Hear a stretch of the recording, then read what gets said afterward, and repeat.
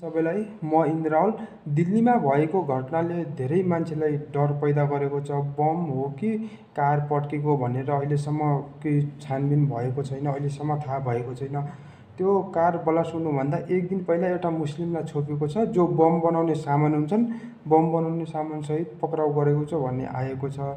अनि यो बम हो कि गाडी ब्लास्ट भएको त्यो अहिलेसम्म फिक्स भएको छैन। र 13जना मरिसकेका छन्, 10-15 गाडी अरू जलिसकेका छन् र 20-25 जना पुरा घाइते भइसकेका छन्। एकचोटि यो भिडियो हेर्नु।